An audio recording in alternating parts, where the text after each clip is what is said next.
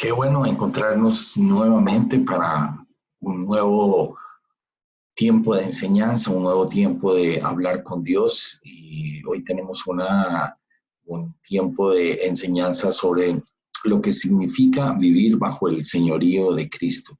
Oramos y le pedimos a Dios que el Espíritu Santo nos dirija, nos guíe en esta enseñanza, que traiga agua viva, evangelio vivo a nuestros corazones, que nos ayude a cambiar conceptos que tenemos en nuestra mente que son contrarios a la palabra de Dios.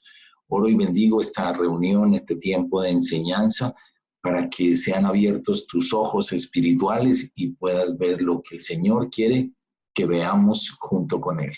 Entonces, estamos en la etapa de restauración. Restauración es el objetivo que Dios tiene sobre las familias. Por eso hemos hablado de FRC, que son familias restauradas en Cristo. Búscanos en nuestro sitio web. Puedes repetir las lecciones las veces que quieras y compartirlas con muchas personas, que serán una bendición. También te queremos animar a que seas firme en tu decisión. Cada lección es un paso más que vamos dando, vamos subiendo, vamos creciendo, vamos aprendiendo. No pares, no eches para atrás, sigue para adelante, porque el objetivo es una familia restaurada. Amén. Entonces, bueno, vamos a ubicarnos en dónde estamos para que sepas cuál es el plan sobre el cual estamos trabajando. Estamos trabajando estas lecciones, aunque son dirigidas en mayor medida al esposo, las estamos proyectando a toda la familia, porque es bueno que toda la familia entienda cuál es la posición de cada uno de los actores, de cada uno de los papeles, de los roles que Dios le dio a cada uno en la familia. Entonces, primera lección, que es común para todos, la vimos la semana pasada, se llama: sin Dios no puedo levantar mi hogar. Si Dios no está trabajando en mi casa, si no he rendido mi corazón a Cristo, y por eso Dios puede entrar en mi hogar, nada se puede hacer. Y hoy estamos trabajando bajo el señorío de Cristo. Esta es la lección que nos corresponde hoy. La próxima semana ya te mostraré qué sigue, y vamos avanzando en 9 lecciones que están dirigidas para que las familias se fortalezcan. Aunque esto está dirigido, como te lo dije, más al hombre, también implicaría para un joven, para una mujer, para un hombre o mujer cristiano. Dice: un hombre del reino es la clase de hombre que cada mañana, cuando pisa el suelo, el diablo dice: ay no, ya se levantó. Cada día, cuando un hombre del reino sale de su casa, el cielo, la tierra y el infierno se dan por enterados. Qué bonito esto, mira, el cielo, la tierra y el infierno se dan por enterados. Cuando protege a la mujer que tiene bajo su cuidado, poco puede hacer ella por resistirlo. Sus hijos lo miran con confianza. Los demás hombres ven en él alguien a quien imitar. Su iglesia recurre a él en busca de fortaleza y liderazgo. Es un protector de la cultura y un campeón de la sociedad en no dejar pasar el mal y en dar la bienvenida al bien. Un hombre del reino comprende que Dios nunca dijo que la vida en santidad sería fácil. Él solamente dijo que valdría la pena. Aquí él es en mayúscula porque está hablando de Dios. Ahora lo corregimos.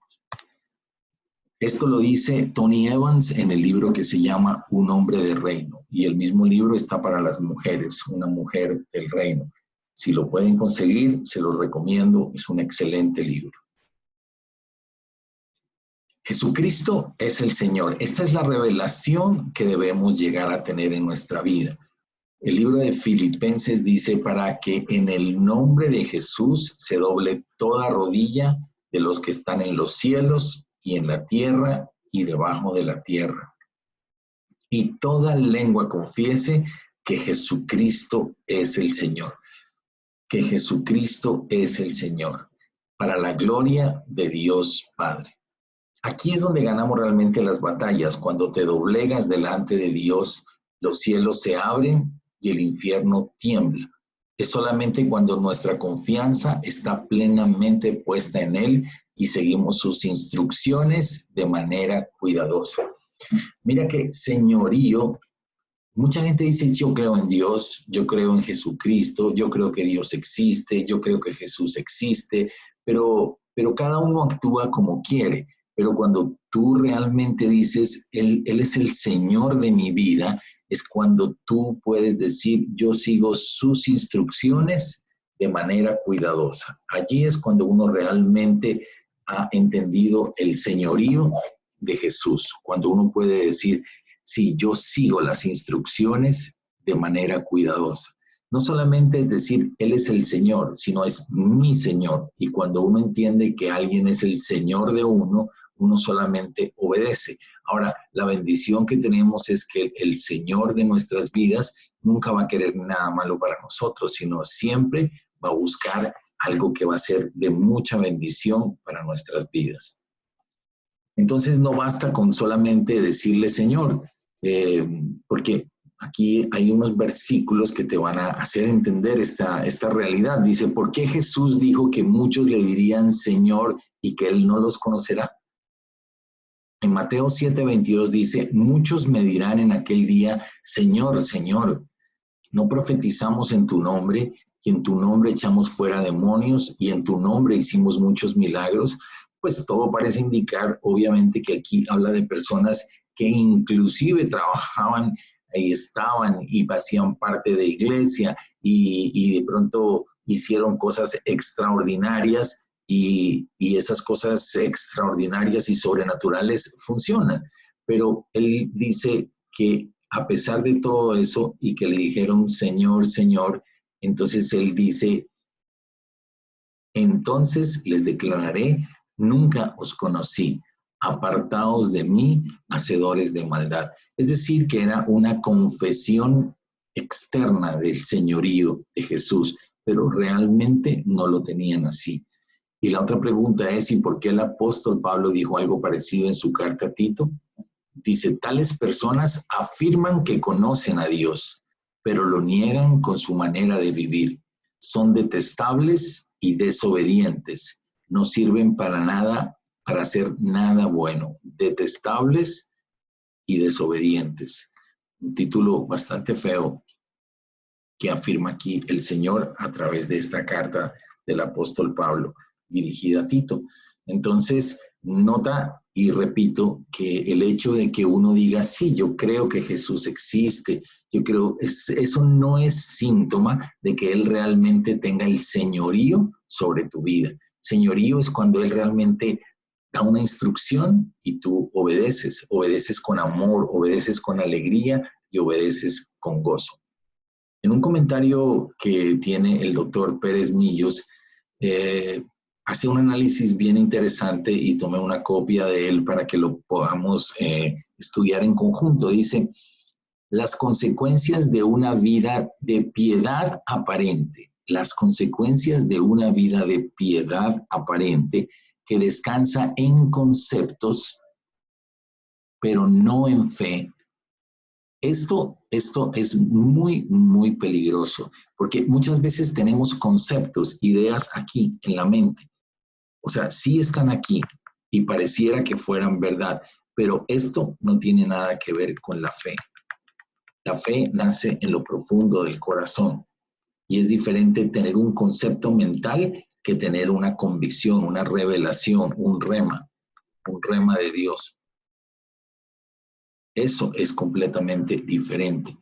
Aquí dice, es peligroso campo de la religión, perdón, es el peligroso campo de la religión que utiliza el nombre, pero no reconoce el señorío de Jesús entregándole la vida. Cuando tú reconoces el señorío de Jesús, realmente le dices, qué rico, yo te entrego toda mi vida, cámbiala, Señor, modifícala, muévela como tú quieres, hazme una nueva persona cuando uno empieza la vida cristiana y a partir de ese momento Dios empieza a uno a convertirlo en una nueva persona. El Señor enseña que no es suficiente con tener una doctrina correcta, saber que Jesús es el Señor, pronunciar a menudo su nombre para entrar en el reino de los cielos. Cristo advierte que no se alcanza la salvación por el mero hecho de decir, Señor, Señor. El Señor está en la boca de los tales, pero lejos de su corazón, dice el libro de Isaías en 29:13. Así lo dice exactamente, dice pues el Señor, Este pueblo se acerca a mí con su boca y con sus labios me honra, pero su corazón está lejos de mí y su temor de mí no es más que un mandamiento de hombres que les ha sido enseñado. Qué triste, esa es la visión que tiene Dios de muchas personas. Él dice que se acercan de boca, que hablan del señorío de Jesús, pero él dice, su corazón está lejos de mí y no es más que un simple mandamiento enseñado. Entonces, no es suficiente un mero fervor externo y un celo superficial. Dios quiere, es nuestro corazón. Dios quiere que uno le rinda realmente el corazón a Él, que le pueda decir, sí, Señor, yo pertenezco a ti, mi vida fue comprada por ti. Continuando con este análisis, él dice, la verdadera fe se manifiesta en obediencia. Aquí tú sabes realmente si hay o no hay fe en la obediencia. Fe igual obediencia. Estas dos van enganchaditas. Fe y obediencia van enganchadas. No puede hablarse de salvación sin hablar también de obediencia. La realidad de la conversión de los tesalonicenses es que habían dejado de servir a los ídolos y estaban sirviendo a Dios. Aquí dice, porque ellos mismos cuentan de nosotros la manera en que nos recibisteis y cómo os convertisteis de los ídolos a Dios para servir al Dios verdadero. Es decir, aquí fe se traduce en obediencia. Ellos estaban haciendo algo y cuando encontraron el señorío de Jesús, retiraron eso de sus vidas, lo quitaron de su corazón e hicieron cambios que se veían, frutos que se notan, que son dignos de arrepentimiento. Cuando hay una persona se arrepiente, cuando una persona se convierte al señorío de Jesús, se nota porque hay cambios sobrenaturales, no que los hace el mismo hombre, no los hacemos nosotros mismos, sino que es Dios quien empieza a hacer cosas tan lindas en nuestras vidas y nos va cambiando poco a poco. El hombre no regenerado es desobediente, o sea, el hombre que no ha conocido a Cristo, esto significa no regenerado, el hombre que no es cristiano, el hombre que realmente no le ha entregado su vida a Cristo, es desobediente, esa es su naturaleza. Por eso lo dice aquí. Por tanto, su condición propia le lleva a desobedecer. O sea, para él la felicidad es desobedecer, es discutir, es estar en contra de la palabra. La obediencia es contraria a su propia forma de ser a causa del pecado. En la regeneración, o sea, cuando una persona nace de nuevo, ya lo vimos en las primeras enseñanzas, se produce un cambio profundo, un cambio profundo. Los que eran desobedientes y por ello hijos de ira pasan a la condición de ser hijos de obediente. Mira que esto es dramático porque el libro de Efesios dice aquí que en los cuales anduvisteis en otro tiempo siguiendo la corriente de este mundo conforme al príncipe de la potestad del aire, el espíritu que ahora opera en los hijos de desobediencia. Hijos de desobediencia, así lo reconoce la Biblia a las personas que no son de Cristo y que operan de acuerdo a la potestad, a ese espíritu, a esa potestad que hay en el aire, o sea, la potestad de Satanás. En cambio, los que han entregado su vida a Cristo, el Señor reconoce aquí en 1 de Pedro 1:14 como hijos obedientes, hijos obedientes. Entonces aquí les está hablando a los hijos obedientes, o sea, a nosotros, las personas que le hemos dicho, Señor, yo pertenezco a ti, tú eres mi Señor, yo te sigo. Por eso llama hijo obediente, que no nos conformamos a los deseos que antes teníamos y que estábamos en nuestra ignorancia. El señorío de Cristo, cuando el apóstol Pablo inicia sus cartas, se presenta como siervo de Jesucristo, siervo de Jesucristo. ¿Qué significa esa expresión? Significa que fue comprado, poseído y gobernado por Cristo. Mira esto sería fundamental que uno lo pueda tener claro en su corazón. Estas tres cosas, comprado, poseído y gobernado por Cristo. Comprado, poseído y gobernado por Cristo. Cuando uno entiende que el día que uno entregó su vida a Cristo, se hizo una transacción, es que es la transacción más hermosa, es la transacción más ventajosa. Mi vida fue comprada por Cristo. Yo ya no me pertenezco a mí mismo, sino que mi vida le pertenece a Él. Él me cuida, Él me protege porque yo ya no soy mío. Él es el responsable de mí, el responsable de cuidarme, de protegerme, de estar vigilando mi vida. Fui poseído por Él, Él me posee, Él tiene los papeles de compra míos. Por eso no puede haber una posesión diabólica sobre una persona cristiana, porque quien posee mi vida es Cristo. Cristo es el que posee mi vida, mi corazón, y está transformando mi mente, mi forma de pensar. Y gobernado por Cristo, entonces vuelvo y repito, gobernado por Cristo, Él es el que gobierna mi vida, el que me dice por dónde debo caminar.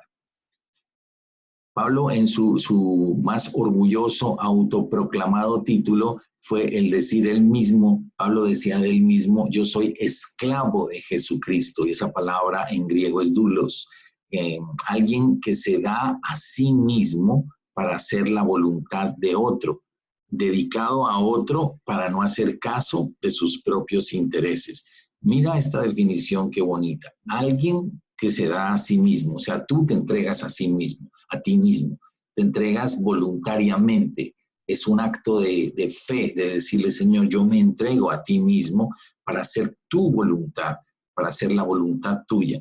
Y me dedico a ti y renuncio a hacer caso a mis propios intereses. Ahora, cuando tú renuncias a hacer caso a tus propios intereses, Dios se encarga de tus propios intereses y es mucho mejor que cuando tú lo haces. Eso es decir, alguien de incuestionable obediencia, un esclavo de Cristo por amor, entonces es una persona que dice, yo quiero ser obediente incuestionablemente a ti y a tu palabra. Incuestionable es que no cuestiona, no está cuestionando tanto, no está diciendo, yo no creo que esto sea así, yo no estoy de acuerdo con esto, yo no comparto esto, yo no creo en esto. Si está escrito en la palabra, es así, no hay que discutirlo, hay que creerlo y caminar. Porque en la vida cristiana, mira este pedazo de aquí, en el mundo espiritual, las cosas funcionan al revés. Ahí está escrito al revés. En el mundo espiritual, las cosas funcionan al revés. Entonces Dios nos va a revolucionar nuestra mente. Él va a cambiar nuestra forma de pensar. Él hace que todo sea un poco diferente. En la vida cristiana, si quieres ser grande, tienes que servir. Si quieres tener más, debes dar más. Si quieres estar en lugares de figurar, entonces debes estar en lugares de servicio. Todo funciona al revés en la vida cristiana. Si quieres cosechar mucho amor, entonces debes sembrar mucho amor. Si quieres cosechar transparencia, entonces no puedes decir mentiras. Si quieres no ser engañado, entonces tú no engañas a otra persona. Entonces la vida cristiana da vueltas diferentes, te enseña a que para ser una persona honesta, para ser una persona prosperada, debes seguir los pasos que Dios te va a ir dando. Acuérdate del dibujito que empezamos con la escalera. Tienes que ir paso a paso y no retroceder. Otra escalera y no retroceder. Otra escalera y no retroceder. Uno aprende muchas cosas en la vida. Aprende muchos conceptos de la hombría, del valor, de tantas cosas. A uno le enseñan en el mundo mensajes que son absolutamente contrarios a lo que Dios espera de nosotros. A uno le dicen, un macho no llora, un hombre tal cosa, una mujer esto, no te dejes engañar de esto. O sea, muchos conceptos que han sido diseñados por el mundo y para el mundo, pero esos conceptos no nos pertenecen a nosotros. Entonces Dios te pregunta, ¿estás listo para dejar que Dios renueve tu mente? Por eso Romanos 12:2 dice, no imiten las conductas ni las costumbres de este mundo. No las imites, no te vuelvas como ellos, no imites las costumbres de este mundo. Más bien, dejen que Dios los transforme. Deja que Dios te transforme, que Él sea el que implante ideas en tu cabeza, en personas nuevas, al cambiarles la manera de pensar. Él va a cambiar nuestra manera de pensar. Eso es indudable. Mucha gente te va a decir, a ti te lavaron el cerebro. que uno tendrá que decir, gracias a Dios, me lavaron el cerebro, me sacaron un pocotón de ideas absurdas que tenía y ahora Dios ha implementado, ha implantado en mi vida, en mi cerebro, una nueva forma de pensar. Entonces aprenderán a conocer la voluntad de Dios para ustedes, la cual es buena, agradable y perfecta. Hasta ahora, muchos han escogido su propia ruta, han tomado el camino hacia su propia ruta y ese camino siempre va a llevar a desastre. Pero hay otra ruta, entonces tú puedes decidir o coges tu ruta o coges mi ruta, te pregunta Dios. Entonces tú defines, no, Señor, yo quiero tomar tu ruta, yo quiero ir a la ruta de Dios. Perdón, me equivoqué aquí.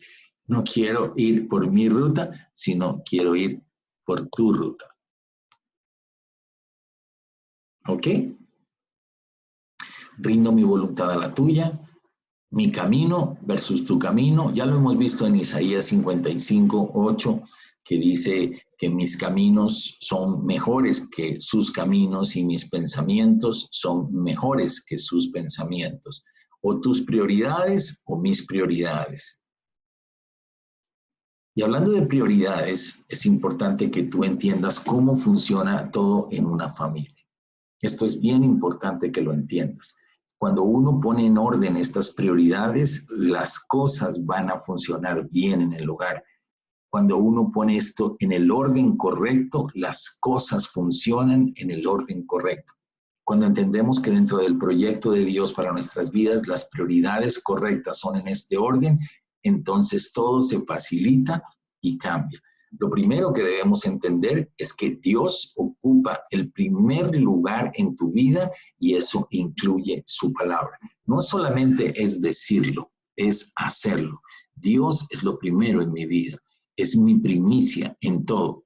Es mi primicia al despertarme, es mi primicia, es mi primer canto de amor por la mañana, es mi primer tiempo con la palabra de Dios, es buscarlo con amor, es acostarme pensando en Dios, es estarlo buscando durante el día, durante mi trabajo, durante mi colegio. Allí está Dios siempre presente. Estoy permanentemente orando, estoy permanentemente diciéndole, Señor, te necesito en este momento, quiero que me des sabiduría para tomar esta decisión. Es no hacer lo incorrecto cuando te encuentras en situaciones difíciles en la universidad, en el colegio, en el trabajo, y te presentan alternativas que no son correctas y tú dices, no, yo estoy honrando a Dios. No solamente es decir Dios existe y voy a la iglesia el domingo, sino yo vivo con Dios permanentemente. Mi vida está concentrada en Dios. Dios es mi primicia, Dios es todo para mí. Honro a Dios con mis palabras, honro a Dios con lo que veo, honro a Dios con lo que hago. Y entonces las cosas funcionan bien. Y cuando digo Dios, estoy hablando de Dios Padre, estoy hablando de Dios Hijo y estoy hablando de Dios Espíritu Santo. Estoy hablando de la Trinidad. Lo segundo importante es que si eres casado, debes entender que tu esposa o tu esposo son la prioridad en tu vida. No son primero los hijos, sino es primero la esposa o el esposo. Ese es el orden que Dios dio. La esposa o el esposo son los más importantes. Después vienen los hijos. Es decir, Dios promueve y busca que la familia sea una familia guardada, una familia protegida. Entonces, tu esposo va por encima de tu mamá o de tu papá cuando una persona es casada, por encima de tus amigos, por encima del trabajo.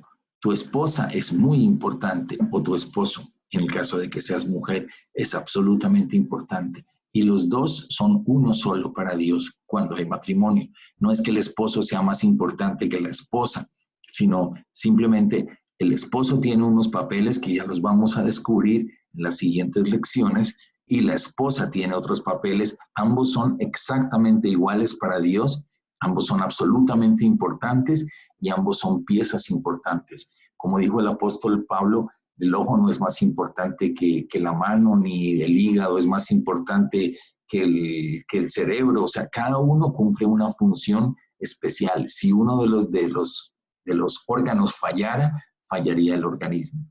Tus hijos siguen en esa jerarquía, tu iglesia sigue en esa jerarquía y el trabajo, los hobbies y todo lo demás ocupa el último lugar. Nunca puedes dejar que tu hobby, que tu deporte, que tu pasión, que tu trabajo quite a cualquiera de las prioridades que Dios ha puesto antes. ¿Por qué? Porque cuando Dios es lo primero en tu vida, tenlo por seguro que vas a tener un buen matrimonio. Tenlo por seguro. Cuando Dios es lo primero en tu vida, tú vas a tener un buen matrimonio. Vas a tener un matrimonio exitoso. Vas a tener un matrimonio feliz. Y cuando tienes un matrimonio feliz, entonces tú vas a tener unos hijos seguros, unos hijos firmes y unos hijos que van a caminar en el camino derecho porque van a caminar en el camino de Dios. Y ellos van a estar buscando el referente que eres tú y tu esposa. Entonces, un buen matrimonio le provee a sus hijos mucha enseñanza práctica y los hijos van a estar seguros, van a estar firmes y van a crecer bien. ¿Qué sucede cuando esto pasa? Entonces, cuando toda la familia está firme en Dios, cuando el esposo está cumpliendo lo que Dios quiere, cuando la prioridad de todos es Dios, cuando la prioridad de la esposa es Dios, cuando la prioridad del esposo es Dios, cuando los hijos están entendiendo los principios de Dios, entonces tu familia va a ser una gran bendición para la iglesia. Va a ser una familia que llega a la iglesia y es una bendición, es un refresco, es una familia que le aporta a la iglesia, que ayuda a crecer la iglesia, que ayuda a que otras personas conozcan el señorío de Cristo y se peguen al señorío de Cristo. Y cuando eso sucede, entonces el Salmo 1.3 te promete que serás como un árbol plantado junto a corrientes de agua, que da su fruto a su tiempo y su hoja no cae, y todo lo que hace prosperará. Y todo lo que hace prosperará. Si quieres tener éxito en tu vida laboral, éxito en tu vida universitaria, éxito en tu vida de colegio, entonces pon las prioridades en orden. Si eres soltero, entonces Dios es tu prioridad, tus papás son tu prioridad, tu iglesia es tu prioridad y tu colegio, tu universidad ocupa ese último lugar. Tu deporte, si eres apasionado por el fútbol, por el básquet o por cualquier cosa, eso no le roba nunca el primer lugar a Dios. Si tú eres casado, entonces tu esposo y tu esposa son la prioridad. Tus hijos siguen allí inmediatamente, porque si eres un hombre exitoso en los negocios, pero pierdes a tus hijos, si eres exitoso en tu trabajo, pero pierdes a tus hijos, pierdes todo. Finalmente te vas a dar cuenta que fue una mala inversión haber concentrado demasiado esfuerzo en la parte laboral y haber perdido el matrimonio o haber perdido a los hijos o haber perdido tu iglesia. Tu iglesia, recuerda que es parte de la cobertura que Dios te regala como protección para ti mismo, para tu esposa y para tus hijos. Así que pongamos en orden estas prioridades, reflexiona sobre esto que te estoy diciendo, entendamos lo que significa el señorío de Cristo y recuerda que vamos subiendo en una escalera y esa escalera es pasito a pasito y nos va llevando paso a paso. Sé firme, sé constante, no eches atrás, no te decaigas y entiende que vamos subiendo. Hoy terminamos aquí con Estoy bajo el señorío de Cristo. La vez pasada estudiamos Sin Dios no puedo levantar mi hogar y la próxima semana vamos a entender lo que significa ese gran milagro de hacer un pacto con Dios, del pacto matrimonial. Es todo esto una bendición, un regalo de Dios y estamos buscando que tu familia sea bendecida y que puedan celebrar juntos allá arriba a cuando vayamos llegando a los últimos pasitos. Los bendecimos en el nombre de Jesús y nunca vayas para atrás, nunca decaigas, sino que vamos subiendo, sé firme, mantente constante, no dejes que las malas noticias, las malas influencias te desvíen de estos pasos de bendición que Dios nos ha regalado. Un abrazo para todos, los bendigo en el nombre de Jesús y esperamos buenas noticias, buenos testimonios